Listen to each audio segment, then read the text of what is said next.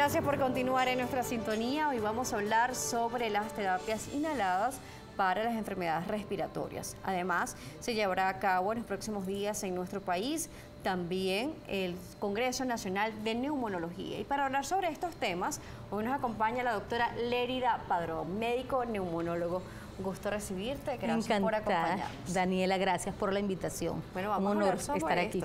Así es, vamos a hablar sobre mitos y realidades de las terapias inhaladas, porque a veces se tienen muchas creencias con respecto a los tratamientos y más sobre los inhalados, que genera dependencias, que no son tan buenos como se nos vende, pero realmente, como usted es una especialista en esta área, queremos que nos explique un poco sobre ellos y por qué es tan importante que en la parte respiratoria utilicemos este tipo de métodos. Bueno, fíjate, la terapia inhalada es la terapia de preferencia, es la piedra angular en el tratamiento del asma y de la EPOC, y además de enfermedades infecciosas en las que, por ejemplo, como la fibrosis quística, que no es una enfermedad infecciosa, pero que puede haber infección frecuente agregada. Y se prefiere esa vía para el uso inclusive de antibióticos en este tipo de pacientes. Además, hay otras patologías respiratorias en las que podemos usar la terapia inhalada. Y como bien lo decías, Daniela, una de las cosas que nos gusta de la terapia inhalada es que tú estás dando el medicamento al sitio que debe ir, al árbol bronquial, a los alvéolos, que es donde van a actuar las drogas. Por ejemplo, en el caso de los broncodilatadores, que es el caso de los pacientes asmáticos o los pacientes con EPOC o enfermedad pulmonar obstructiva crónica, necesitamos darle un medicamento que produzca relajación de la musculatura. Imaginemos un tubito y ese tubo está recubierto de músculos. El broncodilatador se pega en algunos receptores de ese músculo y produce broncodilatación. Entonces, una cosa importante que a veces vemos, sobre todo en los niños, que los papás dicen es que le doy el tratamiento tomado, que en algunos casos se los indican tomado, y eso le produce el muchachito se alborota, le produce taquicardia, porque realmente debemos recordar o debemos saber que tenemos receptores en diferentes partes del organismo. Entonces, por ejemplo, hay receptores beta, cuando habla beta 2 agonistas o broncodilatadores, y tenemos receptores beta en el corazón, en el cerebro, en intestino, en muchas partes del organismo. Entonces, cuando lo coloco vía inhalada, va directo al pulmón y el receptor que se va a estimular es el receptor beta que está a nivel pulmonar. Entonces tiene el target o el sitio específico de activación va a ser eso. ¿Y eso por qué es importante? Porque los pacientes que tienen patologías cardíacas, los cardiólogos usan un medicamento que tiene un efecto beta bloqueante. Entonces nosotros usamos un beta activador o un beta agonista y el cardiólogo usa un beta bloqueante. Entonces estamos dando un medicamento que podría estimular esos receptores del corazón. Claro. Pero como no va a la circulación sistémica, o sea, no va a todo el cuerpo, sino que va específicamente al pulmón, va a actuar solo en esos receptores. De manera que no compiten y no hay problemas en que alguien que tenga una patología cardíaca use un broncodilatador que es un beta agonista, porque si no, los cardiólogos y los neumonólogos nos pasaríamos agarrándonos a puños y no ocurre. Pues, claro, y además realmente hay que ver la dosis real, la recetada y la utilizada, porque a veces ante la crisis respiratoria, utilizan más dosis de la necesaria, con estas bombitas, estos inhaladores. Entonces ahí vienen estas reacciones de la tembladera o de ese movimiento irregular del corazón, esa taquicardia. Sí, pero fíjate una cosa importante, Daniela, y yo te llamo Daniela porque ya claro casi que sí. De la confianza. Hay una cosa que vemos en los pacientes asmáticos, por ejemplo, y es que usan el inhalador y la gente lo ve que lo usa a cada rato. Sí.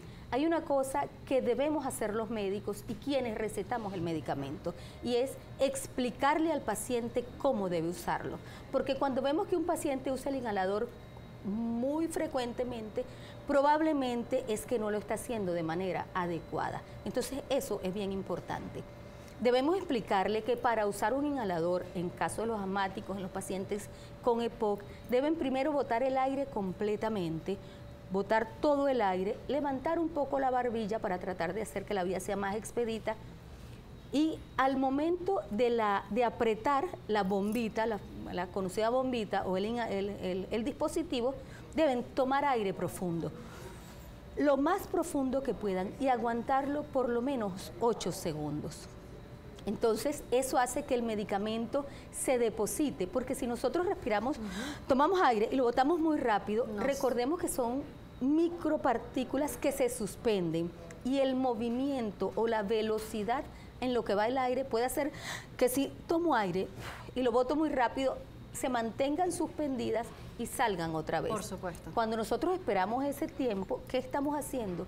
Estamos dándole tiempo a que esas partículas caigan, se depositen en la zona que se debe depositar, que son en los bronquiolos distales, en los bronquios, y no lo hacemos. Otra cosa importante es que si la persona, puede que sea un anciano o un niño muy pequeño, no tenga esa capacidad de coordinación. Para eso existen dispositivos que se llaman espaciadores, que ustedes los han visto, que los llamamos inhalocámaras, que vienen con una mascarilla y que tienen como, vamos a decir, como si fuesen una botellita. Claro. Y se coloca el medicamento allí y le decimos al paciente o al niño, respira normal. Eso, si bien estoy diciendo que parece una botellita, es importante que no se debe hacer con botellas. Hay dispositivos especiales que evitan que el medicamento se pegue en la pared y que vaya a donde tiene que ir. Es lo que nosotros le llamamos la nebulización. No, esto es un dispositivo, son aerocámaras o inhalocámaras o espaciadores. Pero se usa la boquilla tipo nebulización. No, se usa una boquilla que es como una mascarita o sí, que es como la nebulización, pero va pegadita. En algunos hay una boquilla que no es la cara, sino que respiran a través como de un pitillito. Claro, le preguntaba esto porque también quería preguntar sobre la nebulización, sobre los vapores y la utilización de estos dispositivos. Además, cómo debe ser el proceso de higiene, porque estos dispositivos son reutilizables. Y muchas veces cuando tenemos una nebulización en el centro médico, a veces nos dan la boquilla y nos dicen, llévatela y vuélvela a traer. Entonces, ¿qué debemos hacer realmente para hacer las cosas bien?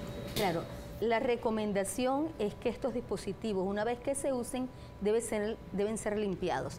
Recomendamos primero que hay que cambiarlos cada cierto tiempo, porque como hay humedad, se pueden acumular hongos y se dañan, se contaminan.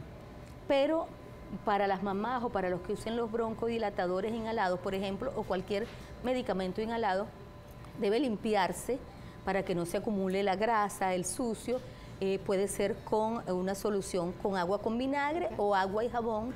Se limpian, se secan bien, pues, y se guardan para el próximo uso. Importante conocer todos estos detalles. Vamos a irnos a la pausa. Por acá el doctor Carlos Olivares nos escribe también, dice un gran abrazo a la doctora Lérida. Esperamos verla pronto en el Congreso de Sobetórax. Felicidades en este programa. Gracias también, doctor, por escribirnos. Sus mensajes son importantes, así que si tienen alguna duda, nos pueden escribir a través de las redes sociales, tanto por el Instagram Live, que lo estamos haciendo en simultáneo en este momento en vivo, mientras usted nos ve a través de la pantalla de Globovisión, o en YouTube como Globovisión en vivo, a través de @DanielaJSalas, y también nos puede escribir en @salud_gb. Sobetórax, también la cuenta, puedes escribirle a la doctora Lérida Padrón. Vamos a la pausa, volvemos.